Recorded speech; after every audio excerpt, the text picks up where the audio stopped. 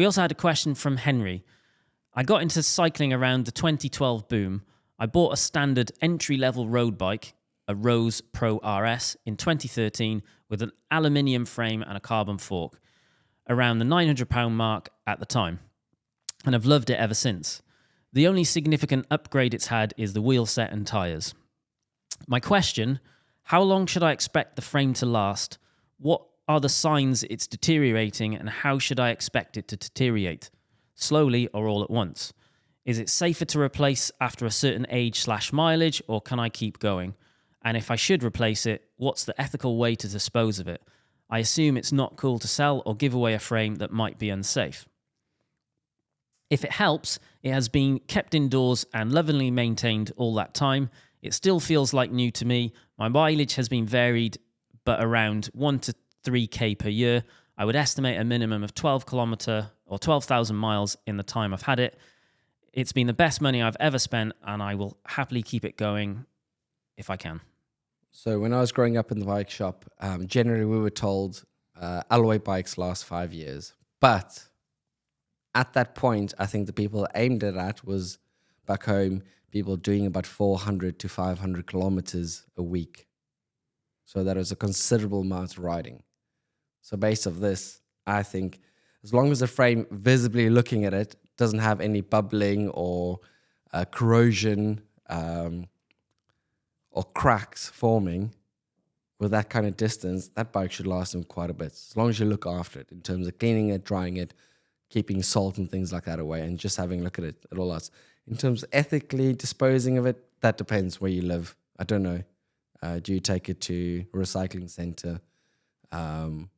Yeah, it's a difficult one, but I wouldn't worry too much about it as long as the bike's being looked after.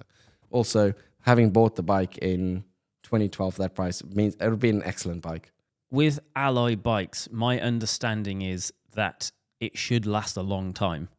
And ultimately, you're going to know if there's something wrong with it. To simplify it massively, is if you took a Coca-Cola can made out of aluminium and you fold it, you kept folding it again and again and again, same place. After about 10 folds or so, it'll just crack or snap in half. And that's exactly what it is.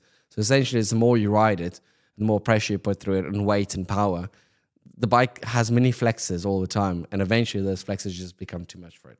So it will crack eventually. The benefit, I think, of alloy as well, though, is in theory, if one of your stays cracks, the bike isn't going to just like fall to pieces, or it's unlikely that it would crumble into pieces underneath you. That's a dangerous thing for me to say yes or no. In theory, yes. But listen out for it. Generally, from a bike shop's perspective, what we've noticed is if you get a bike that creaks a lot and you've done everything, seat post, quick release axles, bottom bracket, then all the usual suspects, and the bike still creaks while riding it, you start looking for cracks in the frame. So generally speaking, and with past experience, it'll be the bike will start making horrible noises before it snaps. Or at the run, the dropouts is probably the most common. You'll start seeing like the paint bubbling, and that's quite a sign that something's going wrong. I guess it depends as well. Is if you're maintaining the bike yourself, you're less likely. I would imagine you're less likely to notice if something is really wrong with it. The beauty of using a good, reputable bike shop is, if I was taking that bike into you to service every year, you're going to know, either it's going to be a case of there's a lot of creaks that you can't solve, therefore it might be something else, or you're, as part of, doing the annual service on it, or however often you do the service on it, that you notice, oh, actually, do you know what? There's a hairline crack on this BB, or the BB doesn't sit right. Actually, it's because there's a crack there. So I guess there's again an argument for using a good, reputable local bike shop that knows what they're doing, because you're more likely to notice, identify these things. And it's the same thing as the Shimano crankset failures. It's just moisture getting in, and it's causing issues with the alloy.